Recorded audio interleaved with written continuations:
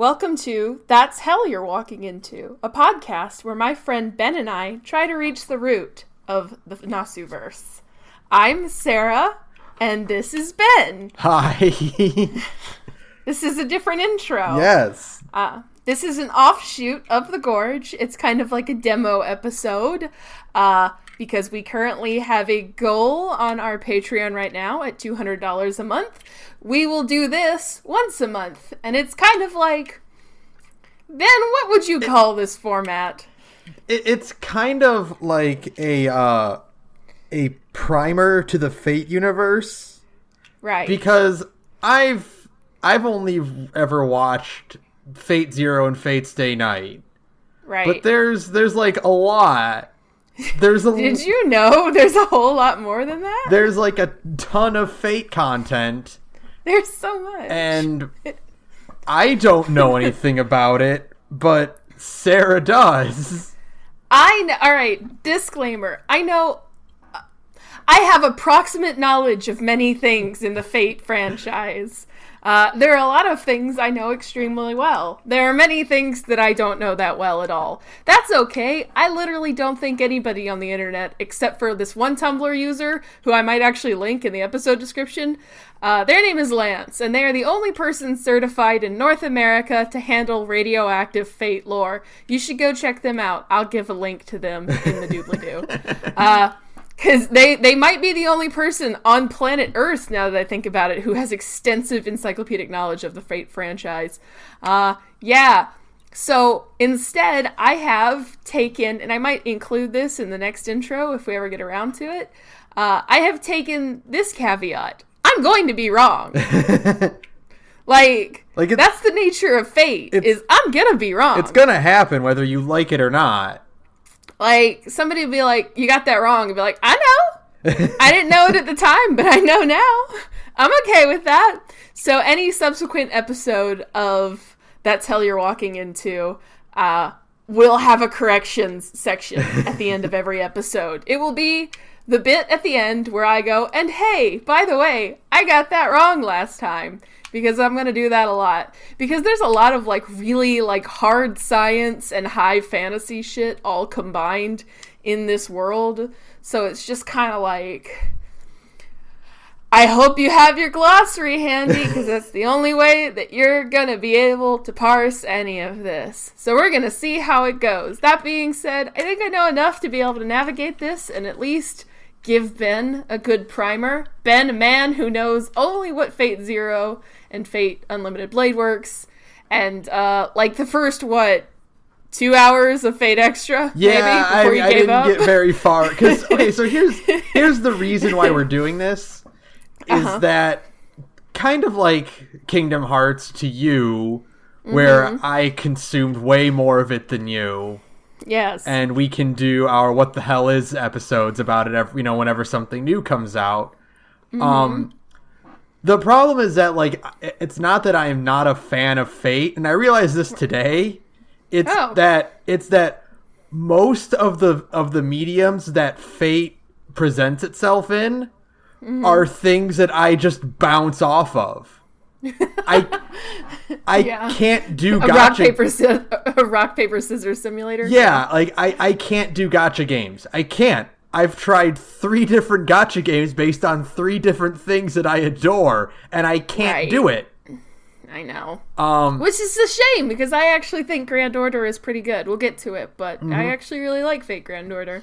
I mean, I'm sure it's got, like, a really good story and a good system to it, but, like, I can't keep up with gotcha games. It's the grind. I understand. And the Fate Extra, the mechanics, I bounced off of those too. It's not that they're bad. It's just that I was actively repelled by them. No, I actually do think the rock, paper, scissors system of Fate Extra is, like, bad, but I grok it, so I'm like, this is fine. I can cope with this. It was one of those things where I was like, oh, this is pretty good, and then I got like 10 hours in and I went, oh, this is it, huh? Yeah. Oh, okay. This is all it's going to be for the whole game. Oh, okay, yeah. Okay. Yeah, buddy. There's literally nothing else going on in that game. It's fine. And I mean, yeah, there's also a bunch of anime and stuff that I can watch too, and I'll get around to those. But like, I feel like the majority of Fate is now consumed in Grand Order. Grand Order is at this point pretty much the primary hub of Fate activity. Like, the new anime that are all running are, what's running right now? I know Babylonia is running. Camelot is coming later. Last Encore just finished. I feel like there was something else. There's Emiya Gohan, which is not, that's Stay Night adjacent. Yeah. But, like, all of the big, fancy, high-budget stuff right now is Grand Order adjacent. So, like, and I mean, of course, Heaven's Feel. Why the fuck is there so much Fate content coming out? What the fuck? There's a lot of Fate, and that's the other thing, is that, like, Fate exploded when Grand Order finally got good. Like, once they fixed Grand Order in Japan and made Grand Order, like, functional in North America, it was like, oh, this is huge now. It is either the first or second most profitable video game in the world. I'm not literally surprised. And like 88% of that is in Japan. That's insane. Okay? Like, so much of that money is just in Japan because, like, people are... Do you know the story about the Yakuza? No, I did not know there was a story about the Fate Yakuza. Oh no, it's the real Yakuza. So the story and I don't know how true this is, just like as a bonus, but this is the story I was told, and it's become like Fate. It's like a Fate urban legend at this point, but I think it's real, frankly. Is that when Skatha came out, which is like the hot mommy, Lancer mom chick, when Skatha finally came out in Japan, this guy took out a loan from the Yakuza. Oof. In order to roll the gacha. And I don't think he got her. I don't think he got her. And now he's like, I think the last I heard, the story was that he was on the run from the Yakuza. I don't know how true this is. I want to believe it's real, though. I desperately want to believe the story is real. So I choose to. I just elect to believe that the Fate Grand Order Yakuza story is real because it's so funny to me. So, yeah. Anyways, Grand Order is huge. So, like, it's kind of like the locus of all, like, information in Fate right now. So, yeah. So, and that kind of sucks if you don't like gacha games. Yeah. So, and if you don't want to do the thing that a friend of mine did, where she just sat and watched all of the cutscene sections on YouTube, and I'm like, that sounds even worse. Because, like, there's nothing about... I mean, it's like, I guess that's technically just a visual novel, but, like Stay Night has more of a choice element. Like, it's just, you can fuck up Stay Night. You can't really fuck up Grand Order. I mean, like, watching the cutscenes of Grand Order just kind of sounds like you're watching a PowerPoint presentation about Fate Grand Order. Yeah, but technically, yeah, but the writing is pretty good. Anyways, it's fine. It's fine. We can be here all night. Yeah. We can be here all night discussing the complexities of Fate, which is what actually we're about to do. So yeah, then basically the way this is going to work is it's going to, until, I don't know, we might change the format like we love changing formats around here, folks. So, like, who knows? Things could change, but right now it's going to work kind of like a What the Hell Is episode, where Ben is going to ask me some questions and I'm going to do the best I can to provide answers within my understanding. Again, I will probably be wrong at least once or twice. So, I guess we'll start off with the first big one. Cool. Then, which is, hey, what the hell is happening in Grand Order anyway? Oh boy. What is this game? Fate Grand Order is a turn-based RPG from Type Moon and Delightworks that is, of course, a mobile gacha game where you spend an in-game currency to roll basically slots in hopes of getting your chosen waifu and or husband. The plot of Grand Order... I'm like, what is the simplest way to describe this? The plot of Grand Order is basically that you are a member of an organization called Chaldea. Chaldea is located in the Arctic, or is it Antarctica? It's one of those cold places. I don't remember which direction it is. I think it's Antarctica. Look, I'm already wrong. But you're located at one of the poles of the Earth, And it is an organization created to safeguard irregularities in, like, the timeline, you know? So if things go weird in, like, time, Chaldea is there to correct it. And there's more backstory to it than that. Your time cops. This is your time cops. But, like, you are time cops that were created for an extremely specific reason that if I went into it would be, one, super spoilery for the first arc of Grand Order, so I'm not going to try and do that in, like, the first question. And is, like, insanely complicated. Like, if you know, like, once you learn the whole story of Chaldea, you're just like, what the fuck did it have to be that complicated? There's no reason for it. But basically, you're time cops. You go on a mission because something goes wrong in Fuyuki in 2004. Yes, that's right. The bit when Fate Stay Night happens. Something goes wrong in Fuyuki. You're supposed to go back there.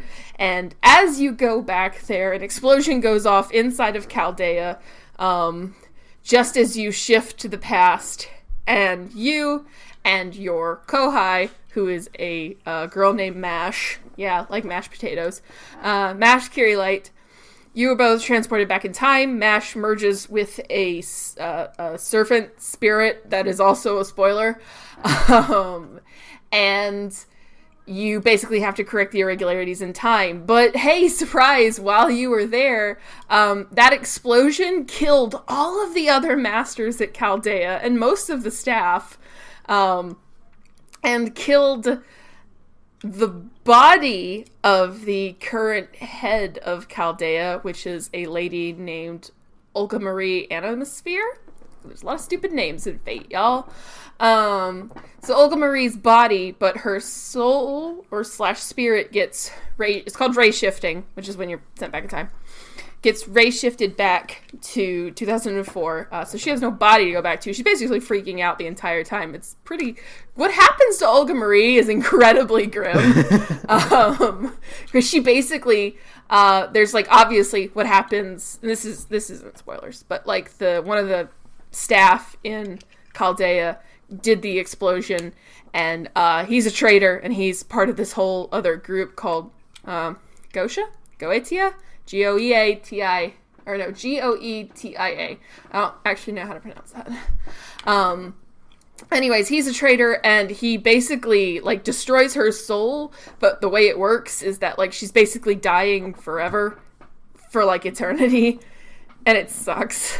Anyways, so you learn over the course of Fuyuki that, like, everything has been destroyed because a bunch of stuff, like everything outside of Chaldea, because Chaldea is in, like, a barrier. What's up? Okay, technical difficulty. I can't even say the word. Okay, so I've kind of lost my train of thought because, like, we lost our audio. It's fun. We didn't lose the audio, but we had to get cut off for a second there. But it's fine now. So basically, just to get back to, like, the main point and not talk about Olga Marie's horrible fate because it is truly horrible. Basically, something, like, the really, really short version is that something horribly wrong has happened in the past at 7 key points in human history. Like, the most important points of human history. Something has screwed up those timelines and created, like, a huge disturbance that has led to even further back in the past something going even worse, and now everything outside of Chaldea, because Chaldea is behind, like, a barrier kind of thing, everything outside of Chaldea is all dead. Like, everybody else is dead, except for the staff of Chaldea, which currently consists of you, Mash, a doctor named Roman, and Leonardo da Vinci, who is a lady. Because that's just fate, baby. As a side note, I actually really like the reason that Da Vinci is a lady, because it's not just that Da Vinci was, like, secretly a woman. It's more so that, like, Da Vinci always wanted to be a woman, and that her ideal woman is the Mona Lisa. So the Da Vinci in Fate Grand Order is supposed to be like an anime version of the Mona Lisa. And I just love it. I just think it's the best. That's incredible. It's just the best. I love her. Da Vinci is super good. The game treats her like shit because, like, you know, they're like, Da Vinci, you're so weird because you're like a man who wants to be a lady. And it's like, you think about like what's being said there for a minute. You're like, ugh. And you're like, no, stop. Da Vinci is the coolest. She's just the best. She's so quirky, and she loves to mess with Roman, and I love her and everything about her. I think her design is really cute, and yeah, it's great. So that's like the short, easy version. The long version will drive you insane. So yeah. These 7 key points in history, like, they're even affecting events before they even happen? Yeah, basically what's happened is that holy grails have been like planted in 7 parts of history. How to explain this without being too weird and spoilery? To basically kind of act as like energy sources for something even further in the past. And that thing that happens even further in the past is actually what's causing the destruction of all humanity. And so basically the goal is to go to these 7, they're called singularities, is to go to these 7 singularities and recover the holy grails that cut off the energy source to the ultra bad thing that's happening in the past. And I think that's super neat. It basically means, and because of that, like that, the holy grails are such like massive sources of energy and like locuses of change that they're creating like crazy distortions and letting all sorts of insane stuff happen. Like in the first plot after Fuyuki is Orleans, which is boring, but does have the cool concept of like, it's like 2 months after Jeanne d'Arc has been burned at the stake, and a version of her is going around terrorizing the French countryside with dragons. And it's like, oh, that's cool. That's Jeanne Alter. She's like a fan favorite. She's going around. It's like this is like the reason Jeanne Alter exists, which I think is really neat. And like it's causing, and because like it's a holy grails like they summon servants. That's what they do. Right. And so because of that, there's like a holy grail that has been activated in this place in time, and that grail is summoning servants like for like a war that isn't technically happening, but like that's just what the grail does. But it's like a machine. It's like when you don't end your code, and so it just repeats. Yeah, that's just what the grail does, and people take advantage of it, and some people don't. Like that's kind of what's happening in like Okeanos. That's basically what's happening. It's like the reason that's like the excuse for all of these storylines to have just tons of servants running around. Like it's more than 7, you know? Mm-hmm. I think that's neat. I actually really like the hook of Grand Order. I probably just did a terrible job of explaining it. But, I mean, you get the basic gist. A bad thing happened a really long time ago. It's being powered by 7 holy grails in 7 different parts in time that are, like, key moments in human history. You need to go back and destroy those holy grails and right that which been wronged. And I think that's cool. There's, it's like the, immediately after Jeanne d'Arc's execution, the Age of Pirates, Industrial London, the foundation of the United States, Camelot, Babylon. Am I missing one? Is that 7, Ben? Orleans? That was... Orleans, Okeanos, London. I'm missing one in there. Septum! Oh, because it's so boring! I actually completely and totally forgot about Rome because it's so boring. That's incredible. Rome sucks. It's the second storyline in Grand Order, and it's so dull. And it's not just because, like, it has Nero in it.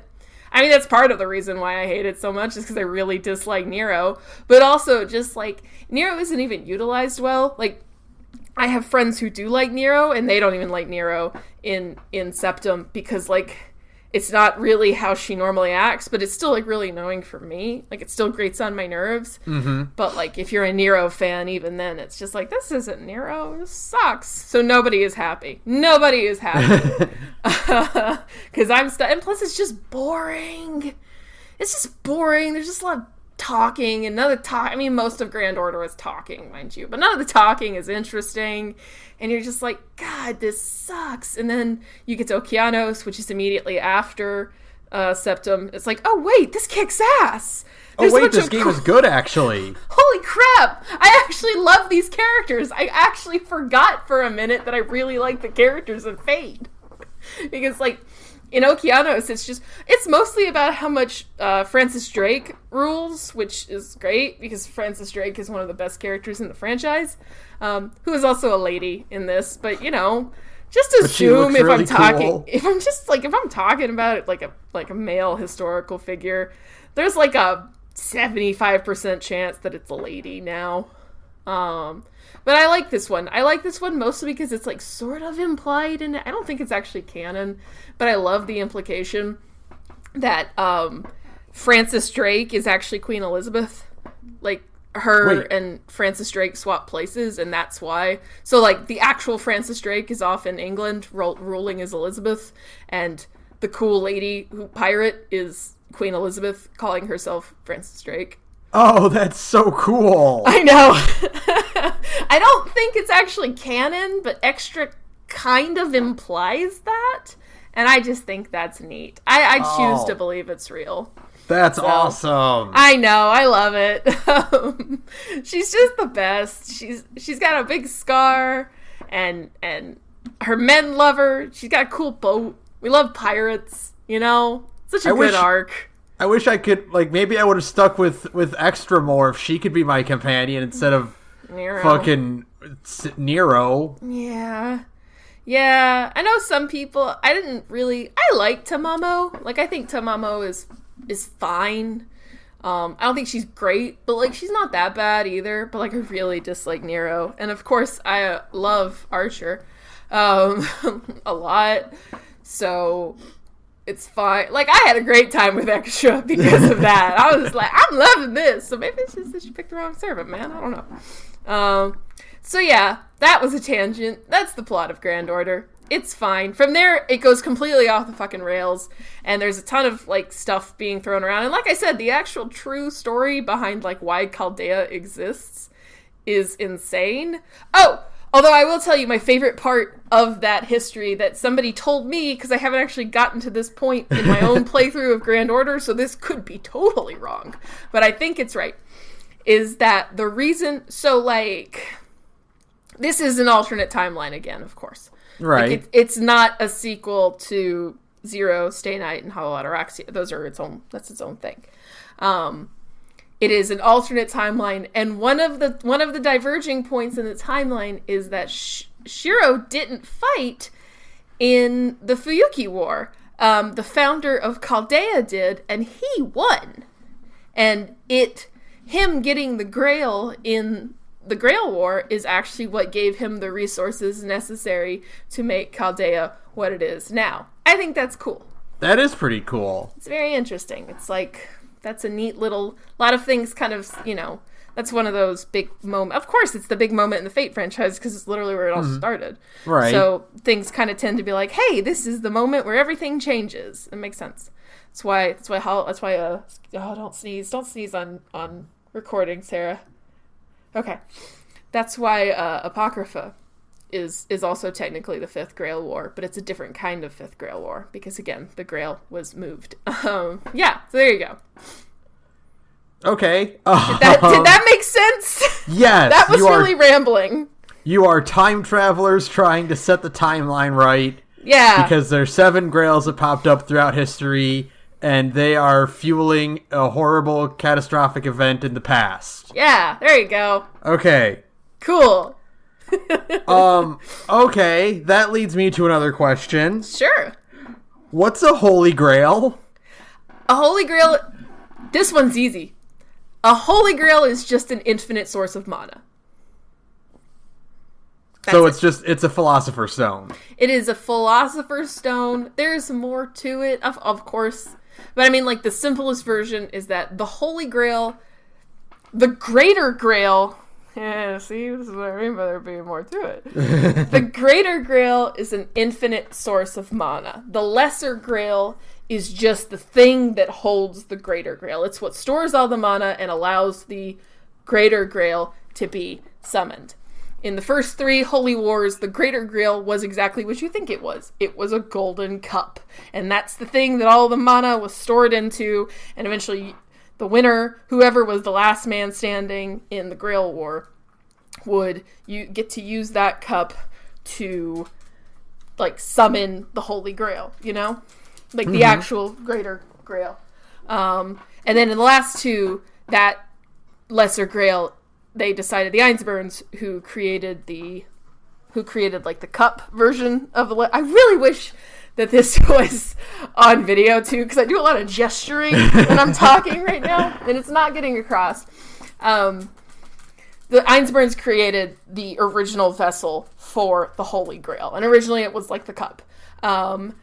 And then they were like, well, shit, we need to make this Lesser Grail mobile so it can protect itself. And so that's why in the 4th and 5th Holy Grail, the Lesser Grail is Irisfeel and Eliasfeel. So that's why, like, as Zero goes on, it's like, Irie is really starting to have a hard time. And it's because, like, as servants are defeated, more and more of their mana, because you have to destroy it. So, like, the Grail summons servants, and then those servants, you know this part. Yeah. Are killed off to fill the Grail with mana, or the Lesser Grail with mana, and then that's enough mana required to summon the Greater Grail. Right. We know that part. So that's why Irie starts to kind of have some trouble at the end of Zero, is because his servants are defeated. She's getting more and more messed up because, like, she's taking in more mana into her body, and eventually the whole point was that Kiritsugu has to sacrifice her in order to summon the Greater Grail and make his wish. The deal is that 2 points. 2 things is that, one, the Holy Grail is not an omnipotent wish-granting device. Everybody says that, but they're wrong. The Holy Grail can't just make things happen out of nothing. You have to have in your mind a way to make that wish come true. So the big thing in Fate Zero, the big, like, oh, fuck moment, was that when Kiritsugu is like, I want world peace, the Grail was like, well, how are you going to make that happen? And the problem is that Kiritsugu can only imagine peace in the terms that he is used to creating peace. So, in that case, sacrificing the few to allow the many to survive, right? To be a hero. To be a hero. But the problem is that that's the only way Kiritsugu knows how to make peace. And so he can't fathom of another way to make people stop killing each other. So for him, it's like, if he can't come up with a good way to make that work, like, non-violently, then, like, the Grail can't do it, you know? It only knows how to make peace through violence. The other thing about that is in the 3rd Grail War, so before Zero, the one right before Zero, the Grail became tainted by Ankh Yu, right? I think I've kind of explained this before. Yeah. That's why it's all fucked up in Unlimited Blade Works, too. Right, yeah. It's all fucked up because the Ainsburns try to get cute and summon an Avenger in the 3rd Grail War in place of a Berserker, I think. It doesn't matter. But they replaced one of the classes with an Avenger instead. And they're like, we're going to summon Ankh Yu. He's the source of all evil in the world. He'll be a cool badass. No, he's not. No, he's actually just a dude who was tortured to death by his village and had all of their sins.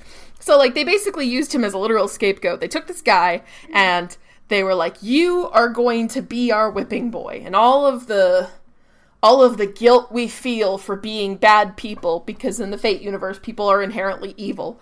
All of the guilt we feel for being bad people, we're not going to take responsibility for it. We're just going to say you're the source of it, and we're going to put all that shit on you, right?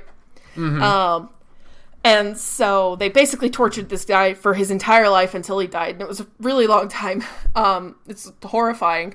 And then he died, but because he had kind of gained this notoriety as being all the world's evil, he was able to enter the Throne of Heroes, which is connected to the Holy Grail. And because of like how the world's perception of you affects you literally in the world. So because there was the perception of him being the source of all the world's evil, it became true.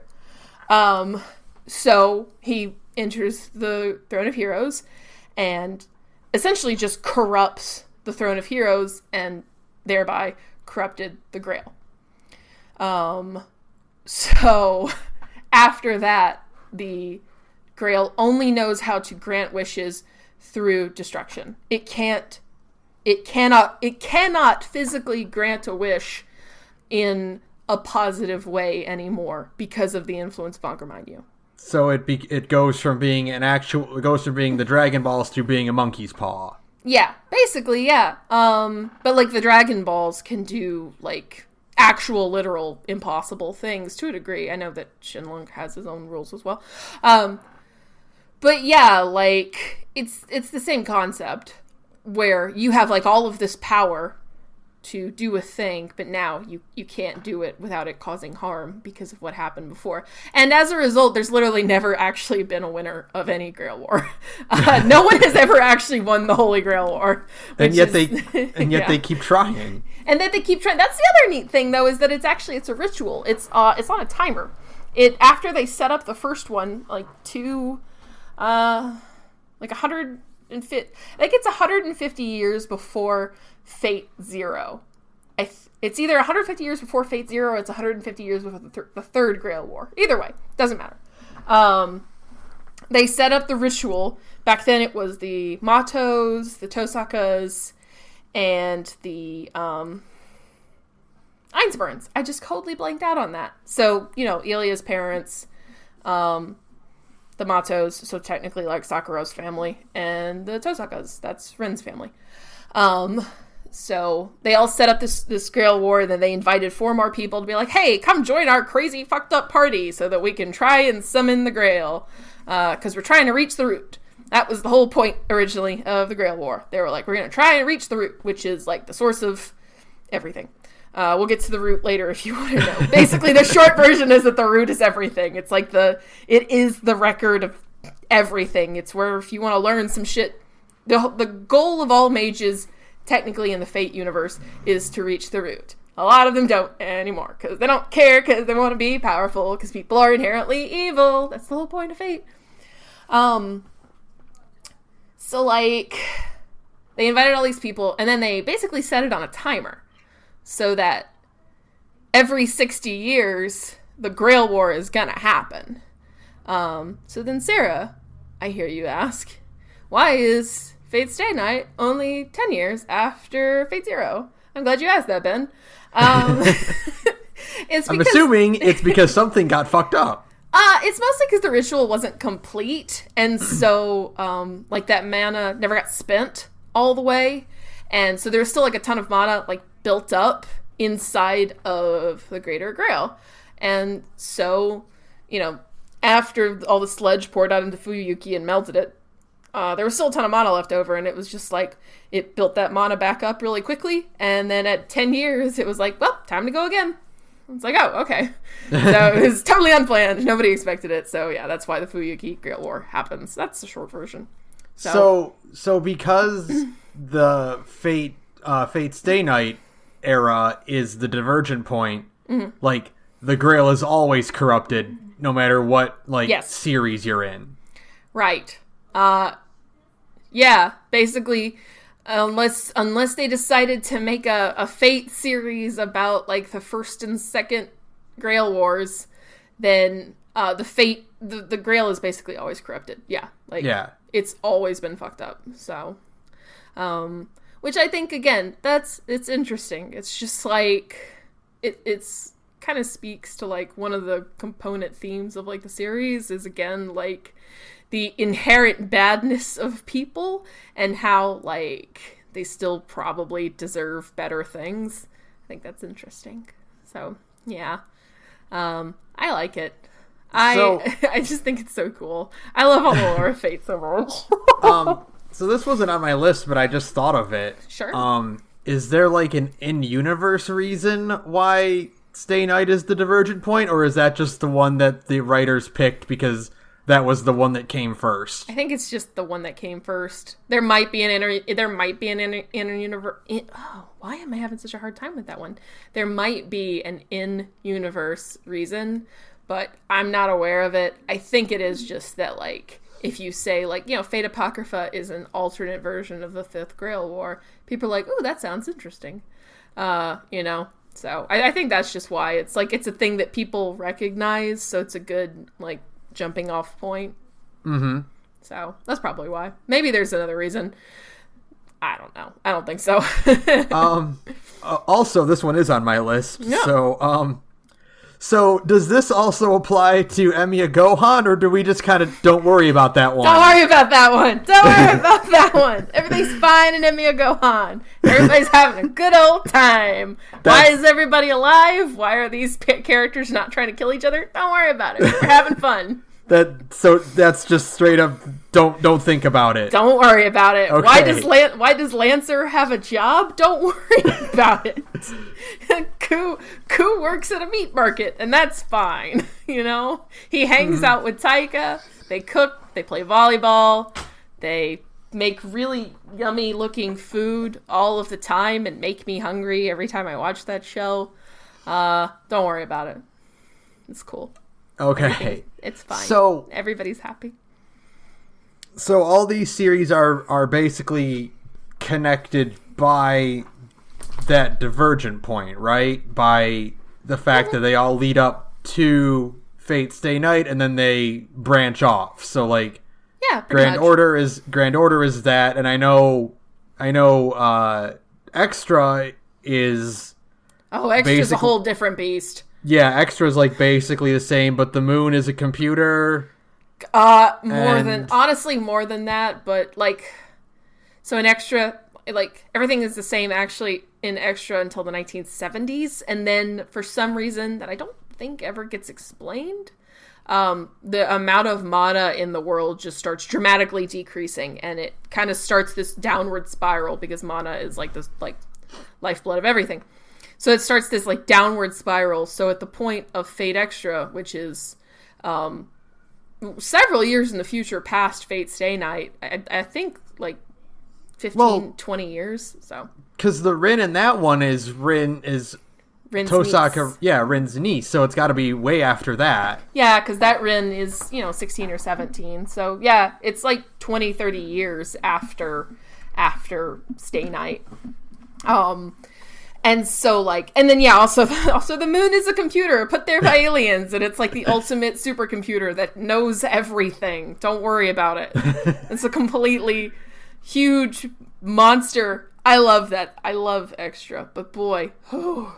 So, like, it's kind of like there's a lot of, so, like, Apocrypha and Strange Fake and Zero and Stay Night and Grand Order are all divergence of one timeline, and then there's also Extra and Extella. Extella is technically a sequel to Extra, but, like, not as well. It's like a sequel to Extra. I think it's like an alternate universe version of Extra, but it uses, like, a jumping off point from inside of Extra. Because, like, Extra and Extra CCC have, like, really concrete endings. Like, they end. You can't really make a sequel off of that. Right. And not have it be set in the real world. And Extra is more interested in it being a computer world. Like I said the other day, Extra is just a Fate isekai, and I had to come to grips with that. I had to have a come to Jesus moment. It's just an isekai. It sucks, man. And regular Fate is a reverse isekai because you're taking the fantasy characters and putting them in the real world. Yeah, exactly. It's recreators. Yeah, so Extra and Extella are, like, they're set in the same universe, but they're like also different timelines. Because again, like, or they're different routes, I guess is a better way to explain it, is that Extella is basically like a new route off of the Extra verse. Okay. That might help a little bit better. Because technically Extra CCC is the Heaven's Feel of Extra. Like, okay. Extra is a route, and CCC is like the Heaven's Feel, and then it's like a whole fucking other thing, and there's a bunch of Sakuras running around, and oh my god. And then Extella is its own thing that's also based in the same universe with the supercomputer moon. It's fine. There we go. Okay. I feel like that might be a little bit easier answer. Because I don't know as much about Extella as I probably should, because I heard it wasn't that good. And then Prisma Elia, is that also just don't worry about it, or is that connected? Prisma Elia is set in a universe where the other one, Kiritsugu. Why do those characters have such similar sounding names, Urabuchi? Why would you do that? Because there's Kiritsugu, there's Kirei, and there's Kotomine. Yes, but Kirei is Kotomine. Like Kirei Kotomine. Right, yeah. But I mean, I get what you mean too. You're like, your brain goes but also Kotomine, Risei Kotomine is Kirei's father, and he's an important character in Zero. So it's the Reeve, Rufus, Rude, and Reno thing. Yeah, where you go, wait, which one? Why do all of these names sound the same? Anyways, Prisma Elia, which you should not watch ever, but it's like a cool concept, and it makes me want to die that it's wasted on like the worst.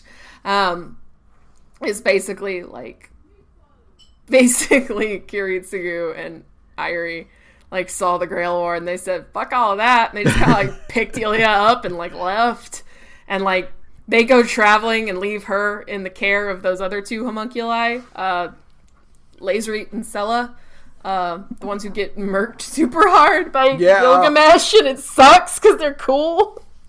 So like Elia lives with them, and she lives with Shiro, and it's like, hey, that sounds like she gets up to magical girl like adventures, and it's like, that sounds cool. And then you actually watch it, and you're like, oh no, sucks.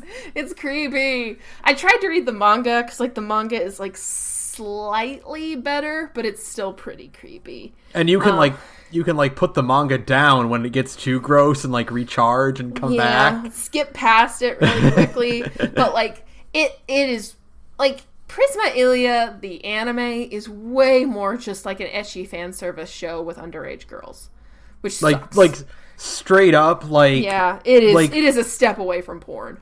It's what your parents think anime is. Yeah, like that's what it is. Like the manga has its. I mean, obviously, it's still creepy because like it's still kind of explicitly about how like Elia has a crush on her brother.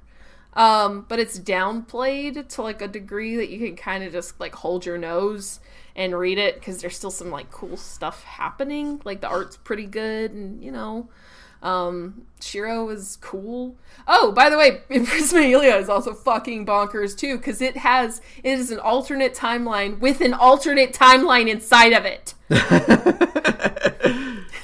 We're entering alternate timelines never breached by man. It's fucking bonkers, because you have the timeline where Elia is a magical girl, and she lives with her brother, Shiro, and, Shiro is a good doting older brother and all that good stuff, and shenanigans happen, and she has a sidekick, other magical girl friend named Miyu. And you're like, Miyu is kind of a weirdo. She's kind of like the quiet, kind of the Homura, I guess. She's like really quiet and mysterious and like kind of expressionless. And they get up to shenanigans, and it's like, that's cool. And then you find out that Miyu is from an alternate fucking universe where Shiro in her universe is her older brother, and he's a badass. And it will make you insane. Okay? Fate will make you crazy. I sound crazy talking about it. This is exactly how the fact that in the regular 616 universe for Marvel, because I have to associate these things with crazy things that I am aware of comprehend them. It's all the same. So in the 616 regular universe, there are two children of Scott Summers and Jean Grey. Right. There's Rachel Summers from the bad future that is Days of Future Past. Right. And there is Nathan Summers, who is from another bad timeline, who is Cable. Oh, it sucks. And they both have the same parents, but from different alternate bad futures. They live in the same timeline now. It makes you insane. You do start to feel crazy when you like try to explain this to regular people who are like, what's up with fate? And I'm like, the short version is that it's just like a really Kino action series about making people from history fight. The long version is you should have nothing to do with fate ever. The Fate is one of those things where, like, if I recommend it to someone, I'm like, actually, you know what? Don't really pay attention to the dialogue and just watch the Ufotable fights, because you probably will go insane, because this is, like, really outside your wheelhouse for anime. If I'm recommending Fate to somebody, I know that person extremely well. Yeah. That's it. That's it. If I'm telling somebody I know to read/watch/play Fate, I know that person extremely well. I don't tell normal people to watch Fate. Okay? It's insane. So it's it's like telling your quote unquote normie friend to play Nier Automata. Oh god. It's like, yeah, it's a pretty good action game. And then it's like, don't worry. Boy, that is another one we could probably do a what the hell is episode about, by the way. It's like, what the hell is Nier? It's like, oh god. Anyways. So Yoko Taro and Nasu are like the same person, because they're like, yeah, the bad ending for the fourth Drakengard game is actually the true prequel to Nier. What? Excuse me? So once upon a time, Yoko Taro made a bad video game, and then the world went insane. That's it. Anyways. Okay, so that makes sense to me then. I'm glad it makes sense to you, because I don't think anybody else on planet Earth would like get that right now. Like, even I am like, why? Did it really need another timeline within another timeline? Really? But I will say that version of Shiro is a total badass. Even though he's stuck in a bad series, he's like already used his magic a lot. So his skin is starting to get fucked up and his hair's starting to go white. And his version of Unlimited Blade Works is like snowy, because like Miyu is more kind of like her element is like snow. So like his Unlimited Blade Works is like a snowfield and it's cold, and it's like, that's really dope. Why is it in this series? Fuck. Yeah. So anyways. Okay, that does lead down to my next question though. Yay! Okay, so I get that, like, Shiro and Archer are, like, mascots of the series. Right. But in stuff like Grand Order or Extra or, you know, other things like that, how do we have all these alternate Shiros when he didn't go through his journey that he would have gone through in Fate Stay Night to become Archer? The Throne of Heroes exists in all points of time. Okay, so it just doesn't matter. It basically doesn't matter. Although in Extra, that Archer is still Shiro. And actually, it's crazy. For a really long time, there was a huge debate, because I don't think he ever actually explicitly says, it's been a really long time since I played Extra, y'all. And I would really like to go back and play it at some point. But I don't think at any point in Fate Extra does he explicitly say that his name used to be Emiya Shiro. He's just, and even in like Extra and Extella, like merch, that version of Archer is explicitly called Nameless. Like, he is not, so in like Grand Order, that Archer is called Emiya because his name is Emiya. But the Archer in Extella goes by Nameless, because he never actually refers to himself as Shiro Emiya. It's really weird.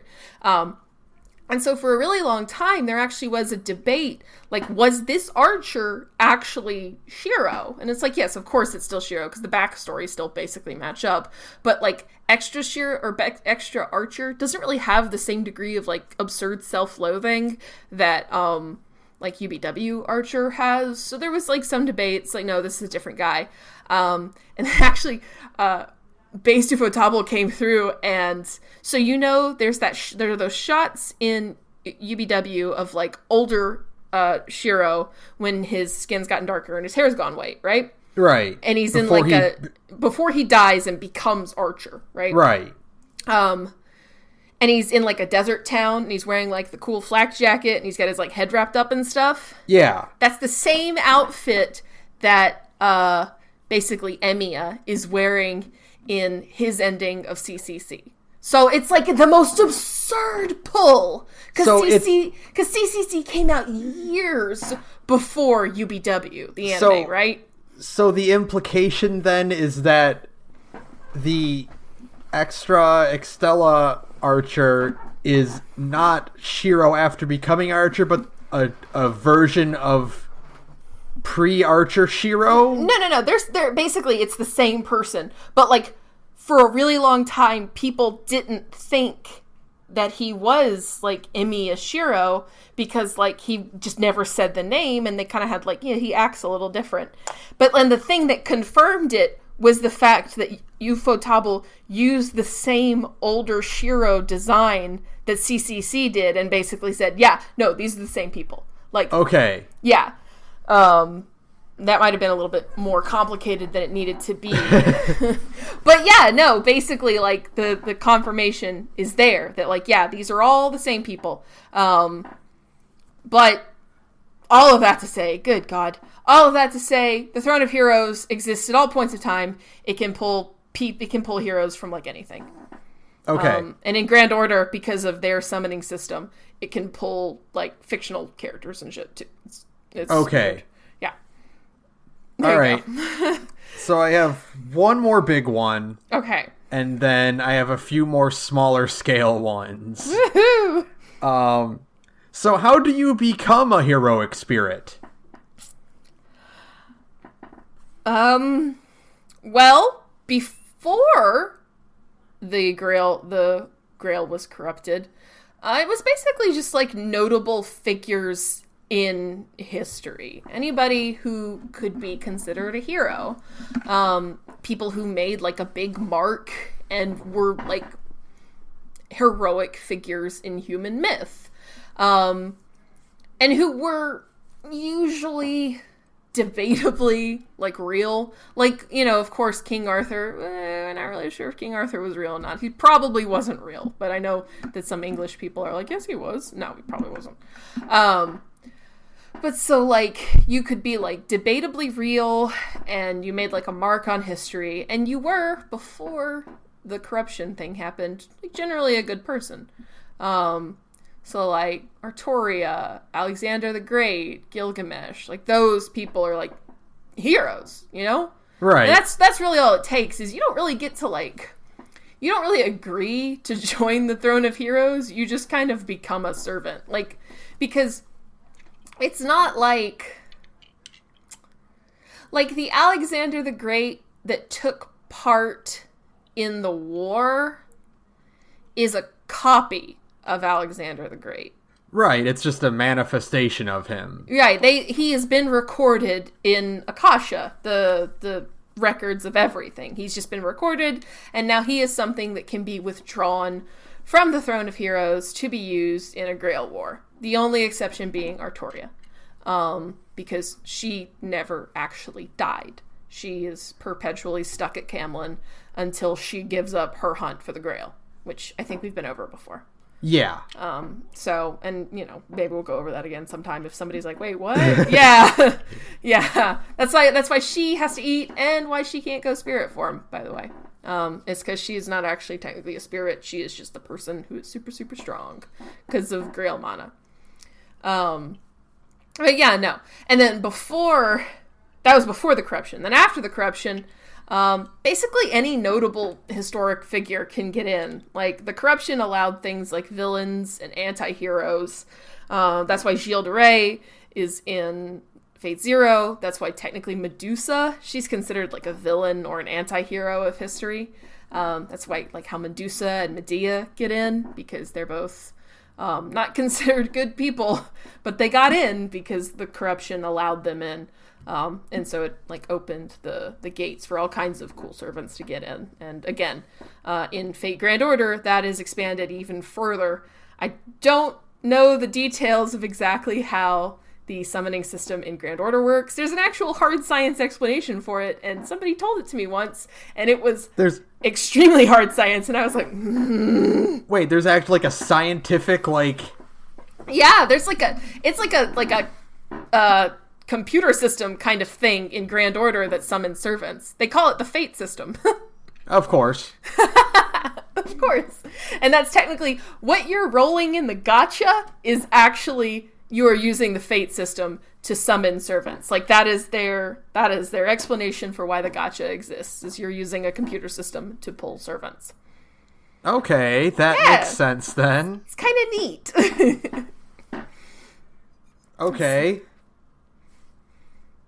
Yeah, that tracks, yeah. It's a pretty simple one. It's basically just be somebody important. You get to be a hero. Yeah, as long as you're a notable public figure that is a bit of a legend. Yeah, pretty much. Okay, so a few smaller ones then. Kind of getting more specific. Sure. What exactly is Mordred's deal? Like, what is Mordred's history and Mordred is basically pretty much exactly, well, not exactly, but in Arthurian legend, Mordred is the messed up incest baby of Arthur and Morgan Le Fay. That's still the case here, y'all. Mordred was created by Morgan Le Fay. Oh God, do I really have to explain this one? No, okay. No. I thought there was more to it, but it's just the Arthurian. No. There's a small little hitch in this thing. It's such a Nasu-verse thing, and I'm just every time I think about it, I just end up grinding my fingers into my eyes, Nasu, why?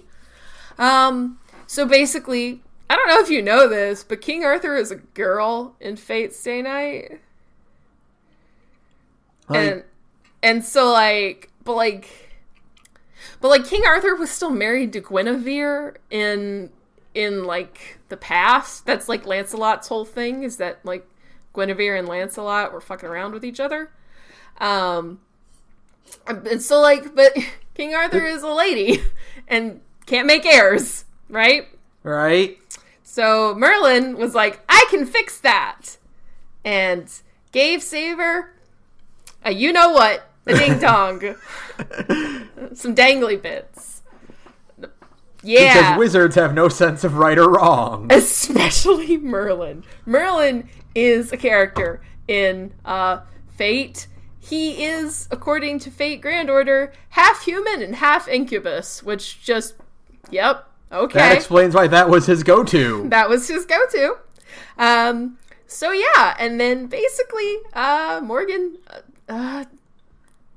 there's no other way to put it other than sperm jacked Artoria and made a baby with it. And that baby is Mordred. And Mordred was a homunculus, so they were artificially aged up really quickly, and then they put on a fancy set of armor and a helmet that conceals their identity, and they join the Knights of the Round. And then eventually Arthur went off to the Crusades to try and find the Holy Grail, and while they were gone, she was gone.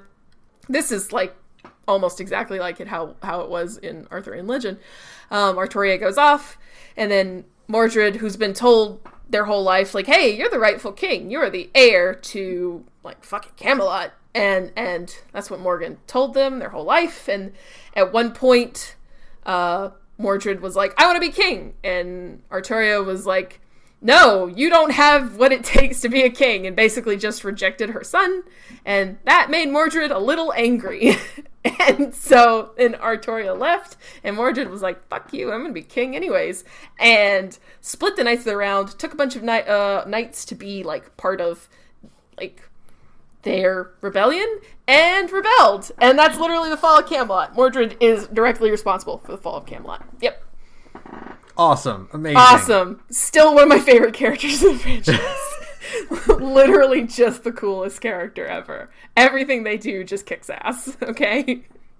Their armor is cool, their sword is cool, their attitude is cool, their design is way cooler than Nero's. Oh, God. God, could you imagine a version of Fate Extra where you have Mordred instead of Nero? Oh, game of the year. Game of the century. That's the game I want. So much cooler. Mordred's just the coolest, man. So yeah, even though they, like, certifiably suck, I love them. And everybody jokes that Artoria is a bad dad, and it's really funny. I'm sorry, Mordred. Apparently in Camelot, like, it's like an alternate version of Camelot, and, like, things are better, but I haven't got there yet, so I couldn't speak authoritatively about it yet. Actually, it's not clear in the Arthurian legend either. Was Arthur and or Arturia, like, aware of this process when it went down? No, because Arthur doesn't know that, and Arturia doesn't know that Mordred is her son. Like, it has no idea, so no. I don't think I think that Arturia is made aware that Mordred is her son, like, right before she goes to, like, the Crusades or something like that. Right. So, like, before then, like, absolutely not. No, had no clue whatsoever. So, like, you know, I don't really blame Arturia for being like, no, you can't rule Camelot. I don't even know who you are. No, random child. But also, like, I like Mordred way more than Arturia, so I'm always going to be on Mordred's side just by default. I'm just like, no, this is my baby. This is my son. I love them. Their sword is extremely cool. Leave me alone. So, yeah. All right, so I have another one. It's probably a little more fun to talk about, but I've been curious ever since I saw him. Mm-hmm. Hey, Sarah. Yeah, Ben. What's the deal with Thomas Edison? Thomas Edison invented the movie camera, right? Okay. And the mascot for MGM is a lion. That's it. Okay. That's it. But why does he have an All Might bodysuit? Because all of the presidents of American past are giving Thomas Edison power to defend America from the Celts. Sure. That's literally it. That is actually why. Yep. That's the plot of the America Singularity of Grand Order. I mean, like, okay, I understand that, yes, Thomas Edison did invent the movie camera. Indeed. He also invented a lot of other things, ostensibly. I mean, what other things that he, you know...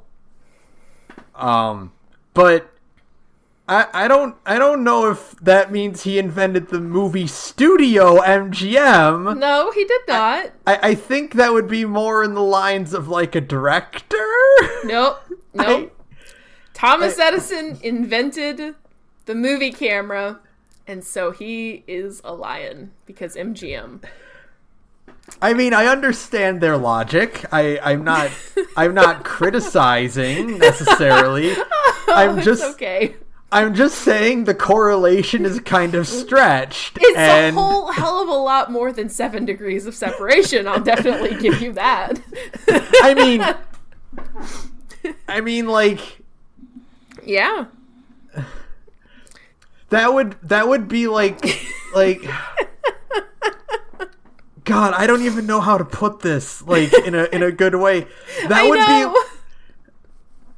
would be like saying Thomas Edison should be a mouse because Walt Disney invented movies. Mickey Mouse. Yeah. And that was a movie. Yeah, no, I get it. That's fine. You're right. I mean, like, it doesn't make it. My face hurts from smiling so much talking about this. Also, I don't know if Thomas Edison really did a whole lot of defending against the Celts when he was around. And I'm pretty sure he didn't get help from numerous U.S. presidents. Well, I mean, the presidents aren't actually in the America arc. They're just like giving him their energy, kind of like a spirit bomb. Okay, so how many presidents are in Fate? Like, how many presidents can you summon? 0 right now. Really? I'm shocked by it too, frankly. Not even Lincoln. Not even Lincoln or like fucking Washington. Not a single one of them. You can summon King David, but you can't summon fucking Teddy Roosevelt. That's honestly the most surprising thing I've heard about Fate is like Daniel Boone. No, but Paul Bunyan is. And it's weird. It's Paul a Bunyan girl, looks isn't it? weird. It's like a little girl, but she's giant. Like she's like a 50-foot tall little girl. Yeah. It's fine. Wow. That's I'm honestly like oh, me too. I'm actually really shocked. There's not there's Billy the Kid, but he sucks. He's a 1-star servant. Don't use him. Aw, boo. I know. Is Florence Nightingale an American? I think she's German, isn't she? Is she?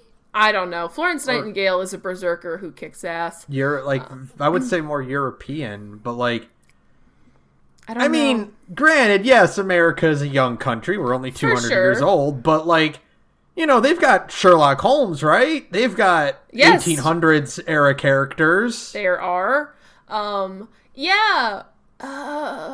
There's Geronimo, but he's also a 1-star servant. American servants don't really get like a lot, except for Edison, who is a 5-star. He's a 5-star caster. He's a 5-star caster. I don't know. I don't have much to base this off of, but I think like there might be like a certain reverence for Edison in Japan. I don't know. Because I have like no idea. Because Dr. Stone also makes a big deal about Edison specifically in his contributions to the world of science. Like, obviously they also mention Einstein, but like, I don't know, Senku like has a bias towards Edison. Like, he brings him up a lot. See, I guess I like Grand Order's version of Edison a lot, mostly because Tesla is also in Grand Order. Oh God! And so Tesla's design is extremely cool. He doesn't look anything like Nikola Tesla, but his design is very, very cool. He's got like a cool steampunk like electric bodysuit thing going on. And him and Edison like are constantly having, especially during the Valentine's Day event that's going on right now, they just have this constant petty rivalry about AC and DC power. And like, so there's a chocolate factory in the Valentine's Day event. And at one point in the middle of the night, Tesla sneaks into the factory and switches the whole factory over to his version of power. And then like Edison confronts him and is just like, you, and they get into this huge like bitch fight about it. It's really, really funny. I like it a lot. Edison's design is cool for being a lion, and so is Tesla. They're both 5 stars. Does Tesla count as an American? No, Tesla's European. But he lived in America. Yeah, but I would count him more as a like. I don't know. He lived for a pretty long time in America. You know? I don't know. You're right. That's a weird one. I'm gonna take that W. I'm gonna say right here and now that Tesla is a cool American hero. Damn it. So yeah, that's why. There's a character we need. We need the real American hero. We need a G.I. Joe. You know what? I'm legitimately surprised Fate does not have more crossover events. You know, like taking iconic like characters and like just dropping them into the series as like guest stars and stuff. I get it though, mostly because Fate prints money and they don't want to give any of that to anybody else. Right. For licensing and rights and shit. And also just because like, I don't know. I feel like I don't want to say it like it's something about brand integrity because nothing has less integrity than Fate. But I think it's just like you can't really have servants from other franchises because I think it throws off the lore in kind of a weird way. Like, you'll never see Superman as a servant, as much as that would kick ass.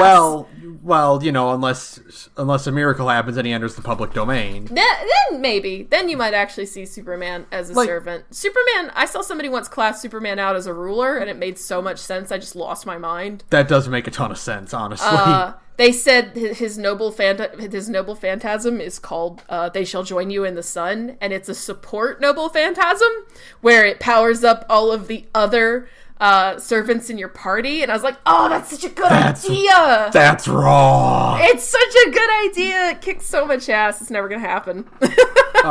Never going to happen. Oh, well. You can dream. A man can dream, though. A man can dream. All right, what's next? Okay, so I have two more. They're connected to each other. Sure. Speaking of that Valentine's Day event. Yeah. So all the kid servants got together and just watched Charlie and the Chocolate Factory, and that's what traumatized them? Yeah, absolutely. Valentine's Day event is cool. It's goofy. It's basically like a big send-up of Cookie Clicker, like years after the fact, where you're like, you're building a chocolate factory and you're unlocking stuff to let you up your chocolate factory production, and on and on and on. And it's just an excuse for characters to have like dumb little vignettes of everybody hanging out and having a good time without like the main plot happening, as you do. Right, of course.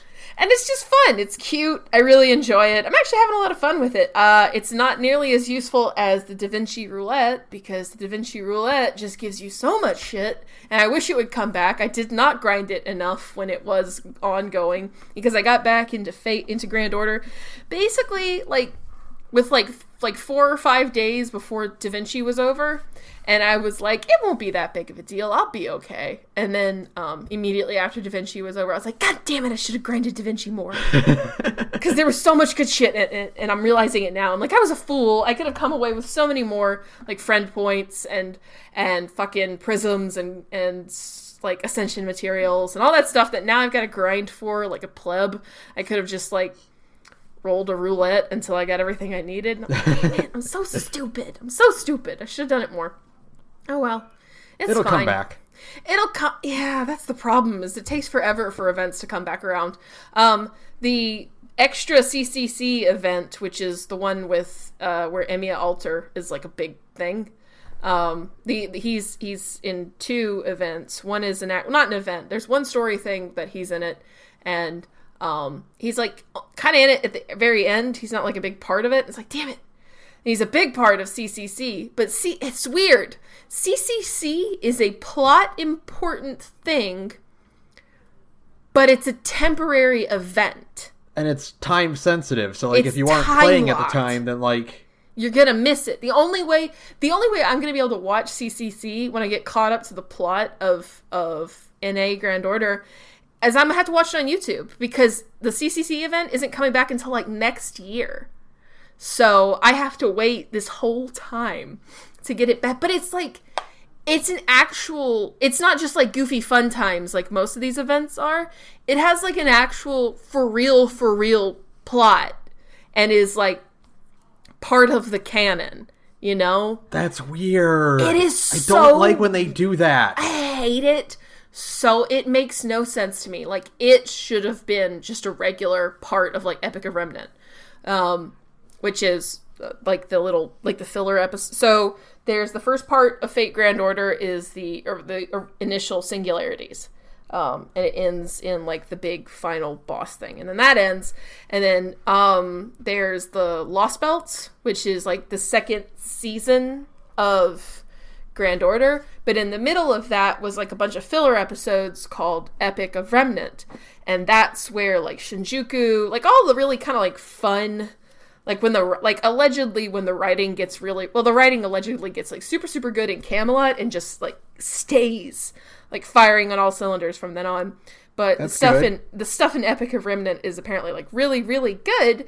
And the CCC event is part of that little block of just like amazing writing, but it's what you can't get to. And I'm like, come on, give me a break here. And it has like, oh, go ahead. You're going to have to loop all the way around. Gotta go all, by the time CCC comes back around, my ass will have been all the way through everything in Grand Order, and I'll just be like, great, I already know what's going to happen, let's just do it. But then I'll also be happy, because it'll be fun to redo it again. Like, man, I really like a lot of the stuff in Grand Order. That's the thing, is that the more I play it, the more I'm like, fuck, I think this game is actually really good. I don't know what to do. I don't know what to do with that, because it is still a gacha game. Like, at its bones, it is a gacha game. But it's like a gacha game with some pretty good writing and some really interesting ideas. So I'm like, man, fuck.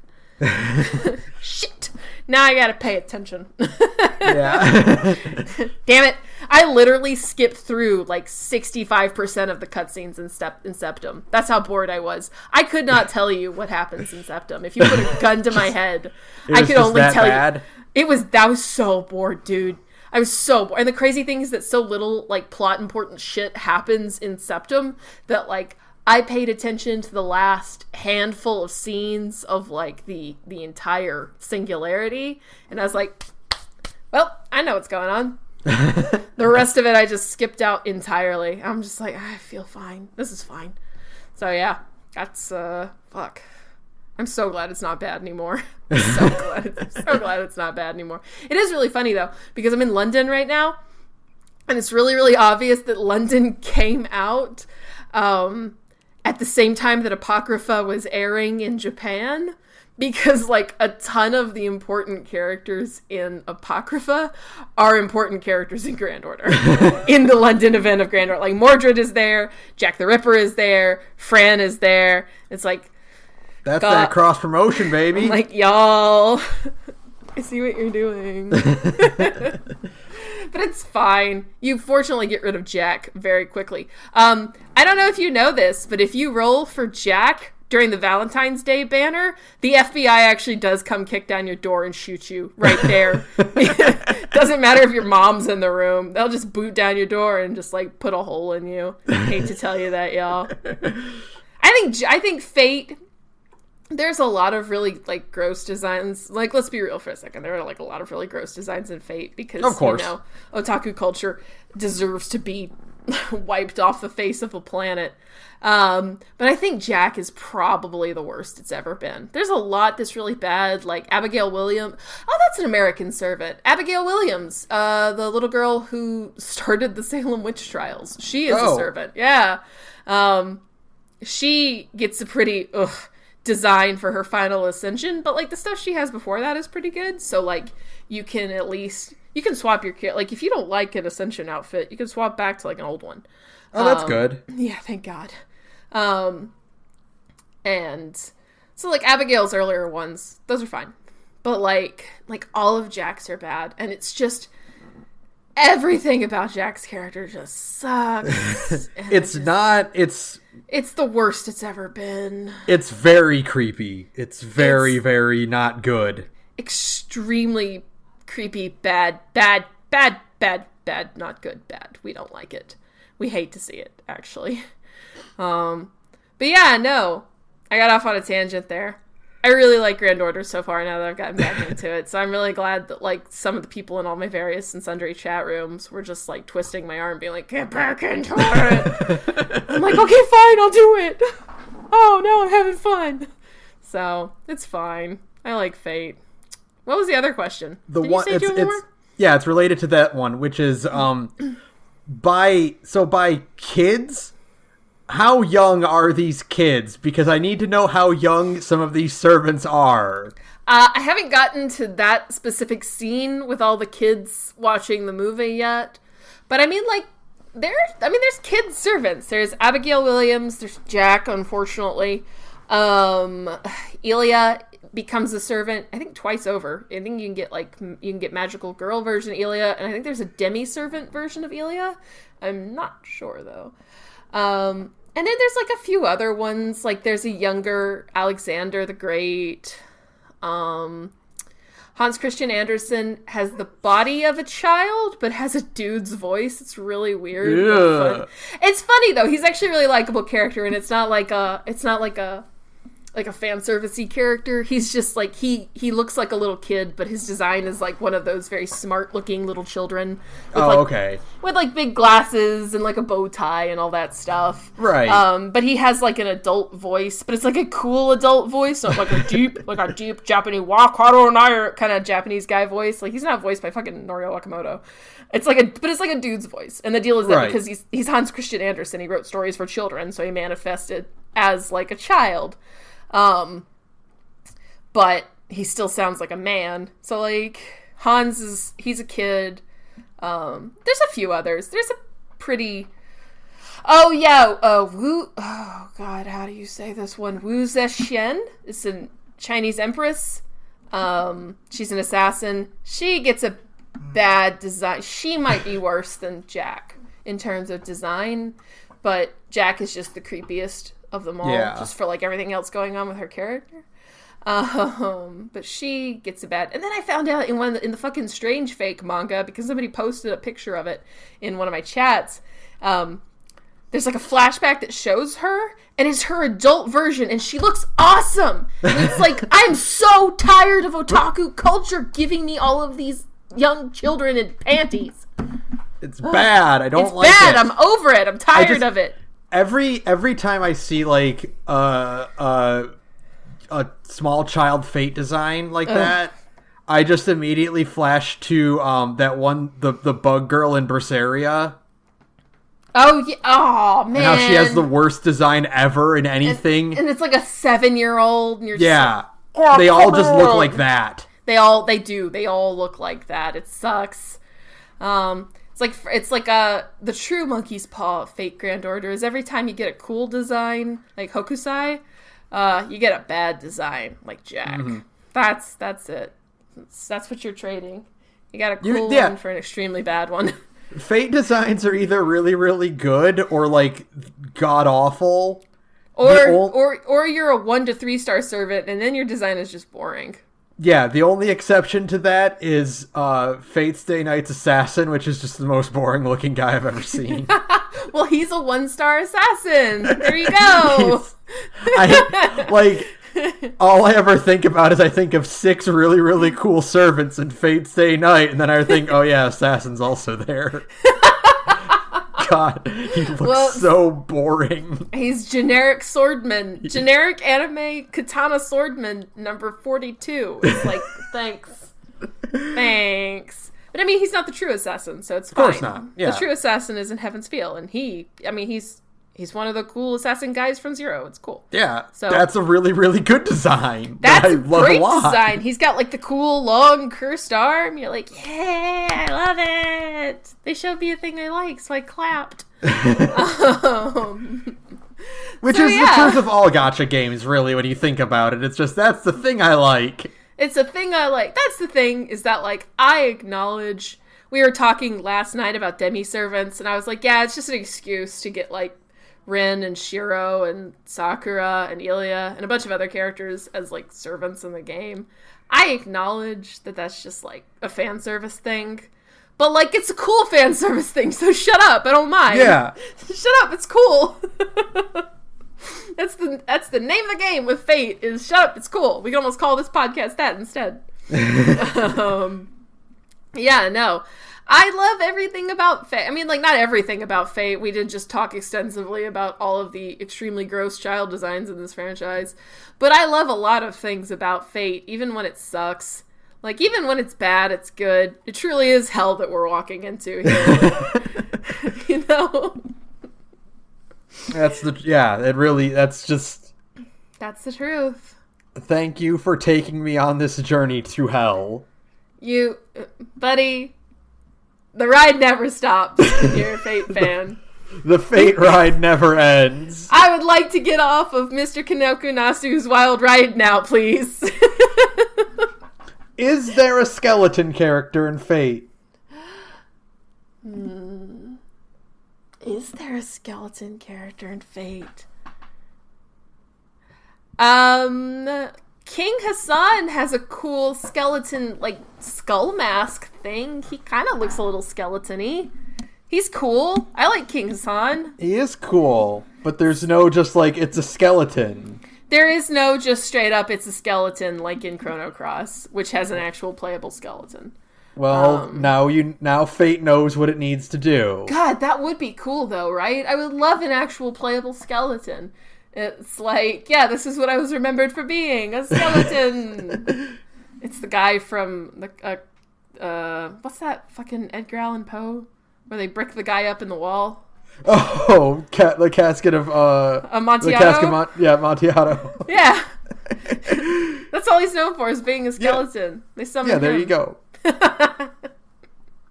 He's an Avenger. He's gonna get revenge on Montresor. I mean, I could actually literally logically see Montresor getting summoned as an assassin. So like, anything's possible these days. Yeah. I think the most batshit thing about Fate truly is the fact that there is an Epic of Remnant that is set in Salem, but has H.P. Lovecraft in it. Not as a servant, but as an NPC, and he just looks like H.P. Lovecraft. So he's just like hanging out? Oh my god, have you never... Oh my god, hold on, before we go. H.P. Lovecraft Fate. Please show me him. Wait, did they make him into a servant after all? You fuckers! No! I can't find the art of him from Grand Order, where he is literally just a god. There it is! Yes! I wish you could see this, folks. Just Google it. It's just a guy, y'all! It's literally just Lovecraft. Just something about, like, it's my favorite thing ever, where it's like, oh, is he part of this too? No, Edgar Allan Poe just showed up and we can't make him leave. I love it so much, guys. It's so stupid. It's just a realistic looking guy in a world full of anime girls. Like, it's completely devoid of, like, the normal art style you expect of Fate. There's no stylization whatsoever. It almost looks like a portrait of Lovecraft, yeah. It's just H.P. Lovecraft. H.P. Lovecraft is just in fucking Fate. Deal with it. God, it's so stupid.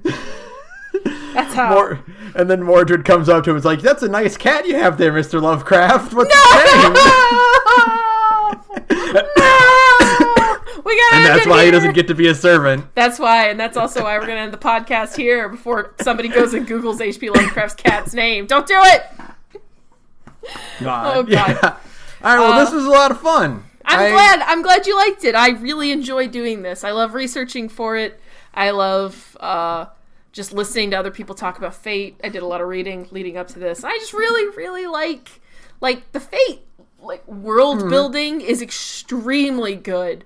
Like, despite all of the things about it that suck, and there are a lot of things about it that suck, I think Fate is probably one of my favorite, like, fantasy worlds in any, like, franchise ever, basically, because it is such, like, a cool combination of, like, science and magic that just is really interesting to me, you know? Mm-hmm.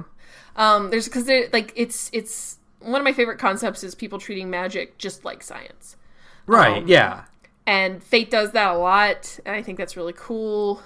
There's just, like, we could go into, I mean, God, we could probably do a whole episode about, like, the Clock Tower, about, like, the Atlas Institute, the different magic systems. I would love to talk about, like, first, second, and third magic.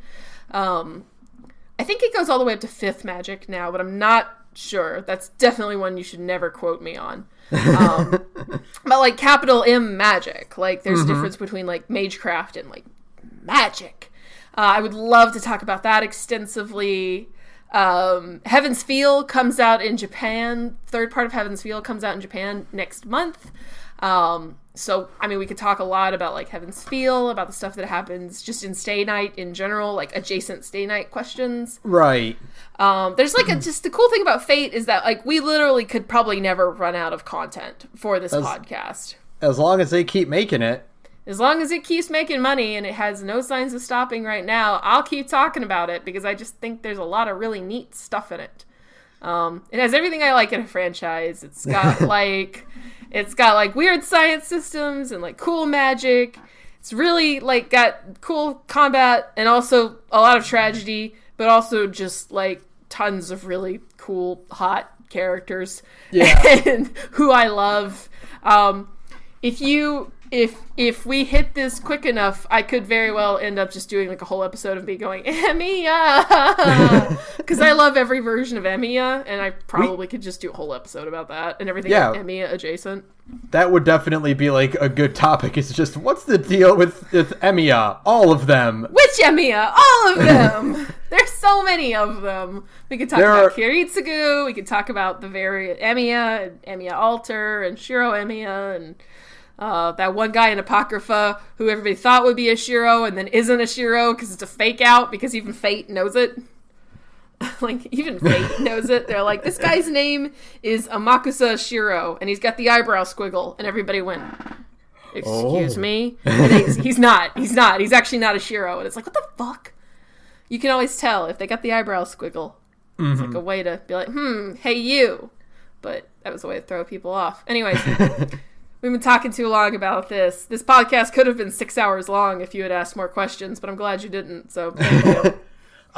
So this will be our fourth episode of the month, basically. Yes. If we can hit this goal, $200 a month on Patreon, for us to keep doing That's Hell You're Walking Into. A podcast where we go way, way too in-depth into a series that nobody should be thinking this hard about. So, yeah. That's... if you can go to patreon.com/thegorge. Yes, The Gorge. Chip in there, and we would really appreciate it very much. Yeah. Thank you. And even if we don't hit the $200 right now, hey, man, we're just happy to have people contribute. We love doing these podcasts, and we love everybody who listens to them. So even if you don't chip in, it's fine. I love doing this podcast basically no matter what. So thank you. We'll be back next week with what is next week? Next week is our indie week. Cool. Hey, look forward to it. That'll be fun. All right. So that's we don't know how to end this podcast yet because we have it's got to be its own thing. Yeah, we'll come up with an ending by the time the next one comes out. Maybe next time we'll actually have like an actual like theme song. I would really like to have a theme song that plays the line "That's Hell You're Walking Into" from like the dub version of UBW. Mm-hmm. Like I'd love to like have like a track that plays before this that says that line. That would be ideal. But yeah, we'll see. We'll see. I guess good night, everyone. Good night, everyone.